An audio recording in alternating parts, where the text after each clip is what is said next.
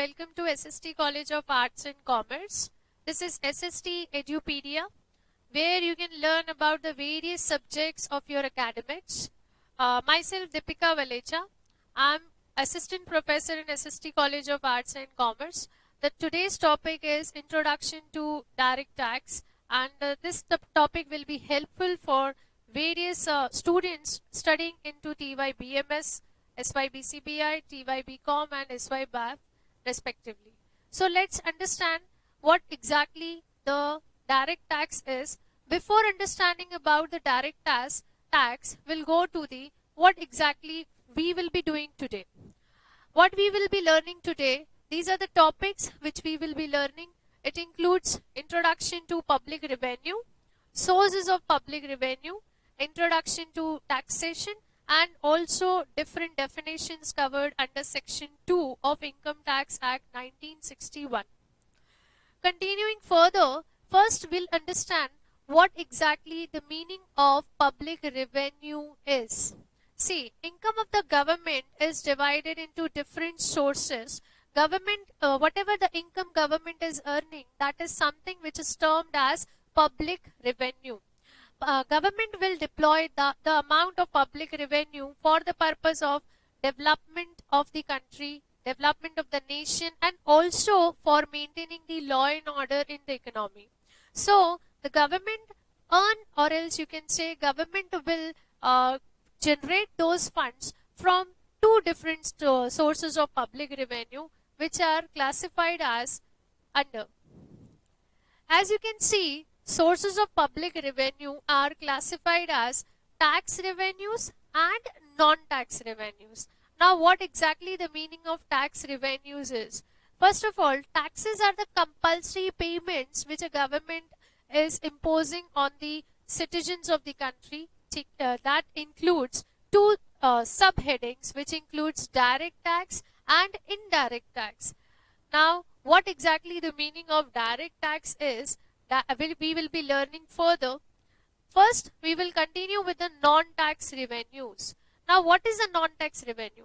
Non-tax revenue is something which a government earns apart from taxation. It includes fees, fines, penalties imposed by the government.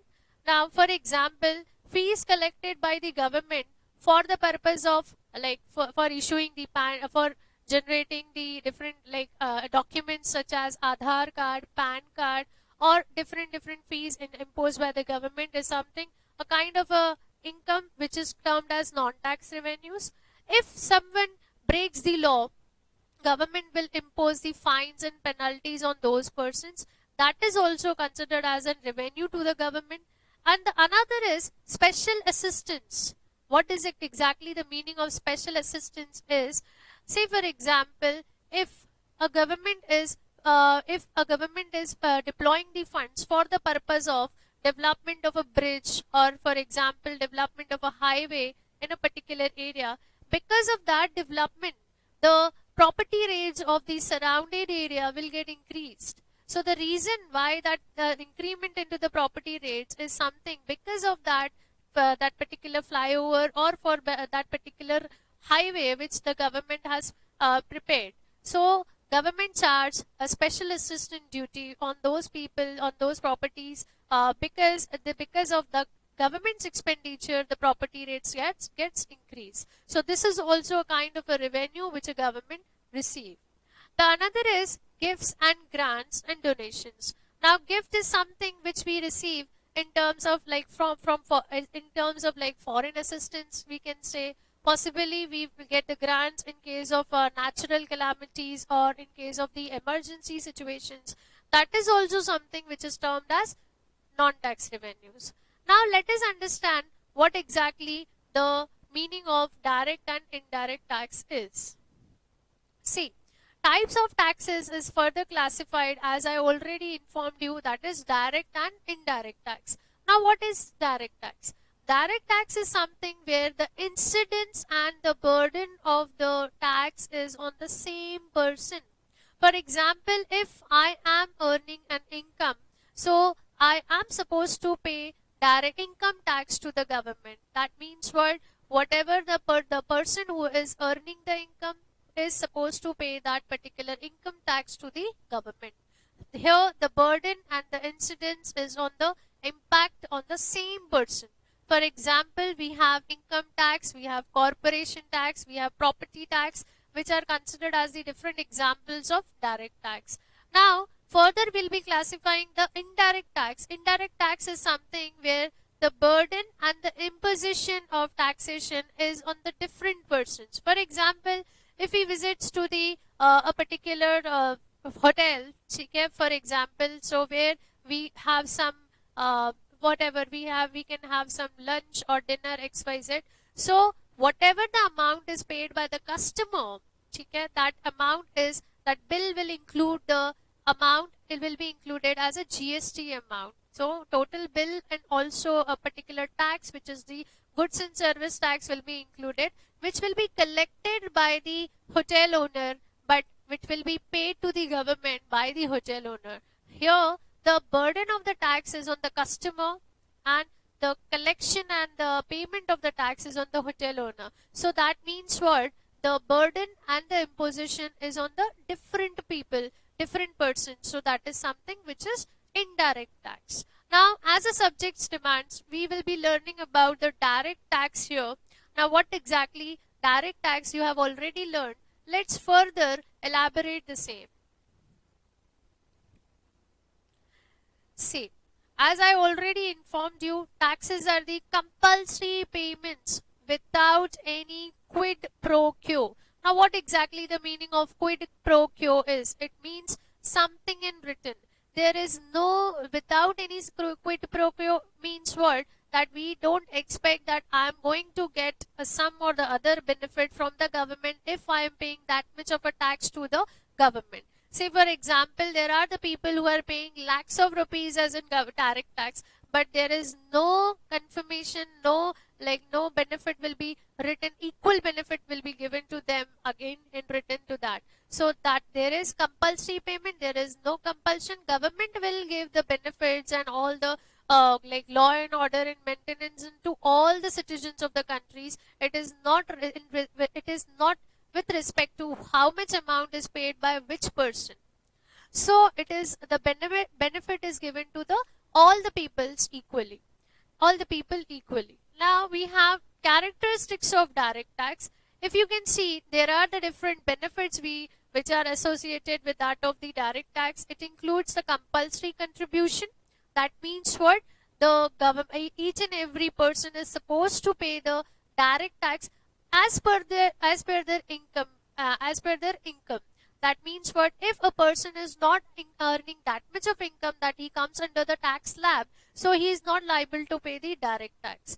Next is payable in money only. See, nowadays there are many things like we pay the money, we give the so and so payments in cash or else in debit card and credit cards. It is the payment which we are supposed to pay only in money, not in any kind. That means there is no barter system in taxation.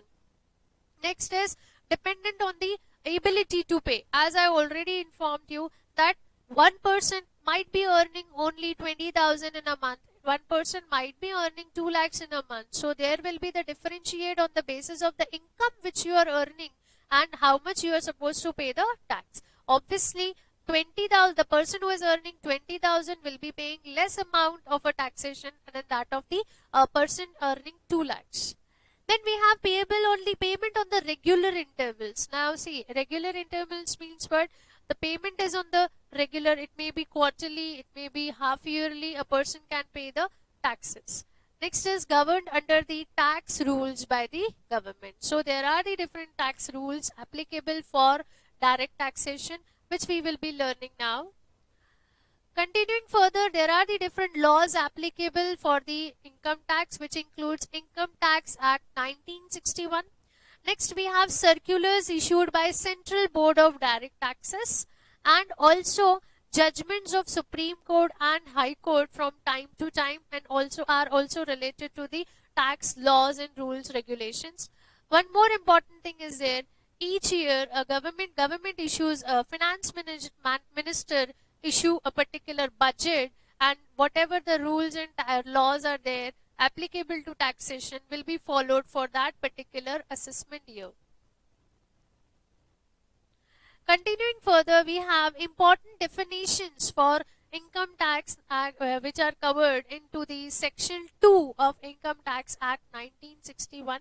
Considering to the academics, it is very important to understand which are the different sections which are associated with the different rules and regulations. So, Section 2 defines the different definitions of direct tax. It includes, we will be learning assessee, that includes sections 2 subsection 7, previous year, that is section 3, assessment year, that is previous year, that is section 3, then we have assessment year, which is section 2 subsection 9, income, which is section 2 subsection 24, and person, which includes section 2 subsection 31. Now let's see what exactly the meaning of assessee is. Under section 2 subsection 7, assessee refers to a person who is liable to pay tax, interest or penalty under the Income Tax Act. If, for example, a person includes, also includes deemed assessees, that means it refers to assessee who is on behalf of some other person who is paying the taxes. Say for example, a minor, the income of a minor will be clubbed into that of the income of their guardian, because minor will not be liable to pay the taxes. So that's the reason guardian will be considered as the deemed assessee. Now continuing further, we have the second definition, which is assessment year. Assessment year is explained in section 2 subsection 9. It states that the year in which income is taxed is called as assessment year. For example, say for example, the income of 2019-20 will be taxed in the year 2020-21. So here 2021 will be called as assessment year. Assessment year is always a period of 12 months. It starts or it's commenced on the first day of April every year. It is also termed as fiscal year, financial year, and see, say for example, we have already a table in which we have if the income is earned in 2017 and 18, it will be taxed in the year 2018 and 19. So here 2018 and 19 will be termed as assessment year, and 2017-18 will be termed as previous year. Continuing further to the next definition, we have previous year, which is guided in section 3 of Income Tax Act. It includes previous year means the year for the previous year means the year which comes immediately before the assessment year. That means for the year in which income is earned is called as previous year. Previous year may be a period of 12 months, or it may be a period of less than 12 months. Now, which are the different situations in which it will be less than 12 months? It includes in case of new business, in case of closure of business, or else in case of a seasonal business. Say for example, if a person is starting with a new business, it may be on 1st of October 2019. So the previous years will start from 1st October till 31st of March 2020. So here the tenure of the period previous year will be less than that of the 12 months. Similarly, in case of closure of business, the person will not wait for the end of the financial year that from 31st of March only he will be winding up with the business. No, it's not the case. He may wind up the business on 1st December 2019. So the previous year will be from 1st of April 2019 till 1st of December 2019. And also in case of seasonal businesses, seasonal business start only for 2 months or 3 months comes in case of Ganpati or else in case of Diwali. So only 2 months will be considered as a previous year. Now coming to the next definition. The next definition is that of the person. Now as a layman, we understand person as an individual. That means individual is a human being is considered as a person. But in case of taxation, the definition of person includes different subcategories. Now those subcategories subcategories includes an individual, a Hindu undivided family, company, firm, association of persons, body of individuals, and also a local authority. And even if any category doesn't falls on the above mentioned categories, we do have a category which is every artificial judicial person not falling within any of the preceding subclauses. Now, individual as in human being, it may be an unsound mind person, and that person is also termed as an individual, and he is also liable to pay the taxes. Next is Hindu undivided family. Hindu undivided family is also considered as a different person apart from its co-partners and karta. So the taxation arises, or else the tax impact arises different from to the individual, that is the member of the Hindu undivided family, and also the Hindu undivided family. Then a company. As we already learned, a joint stock company is a company where it is an artificial person. Okay, it is an artificial person different from that of its members or shareholders. That means there is already a separation of ownership, management, and also members are considered as different individuals, and company is liable to pay the taxes differently. Next we have firm. For a partnership firm and the partners are different entities which will be considered as a person in the eyes of income tax. Here, partnership firm is liable to pay the taxes individually, and also a partner who is a member of that particular firm only, he is also liable to pay the taxes differently.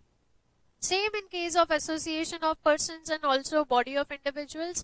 Body of individuals, we can say a club, or else association of persons includes an example of, for example, we do have trust. Okay? So in which we have maybe a combination of an individual and also a company. They come together for a particular joint venture. Once that venture ends up, then they may separate. Then also a local authority. A local authority includes municipal corporations, gram panchayats. All those are also liable to pay the income tax separately. And also an artificial judicial persons. It may be a university, it may be a bar council, which doesn't falls into the different other categories. So in this way, there are these different subcategories which are there in case of a definition under Income Tax Act. Now, in this way, we have learned different definitions of Income Tax Act, and I hope you all have understood the different definitions and the concept which I tried to explain to you. And also, I request you all to please subscribe to the channel for the more videos which will be upcoming now, and as and when, and also press the bell icon so that you will be get notified once the video gets uploaded. Thank you so much. Thank you.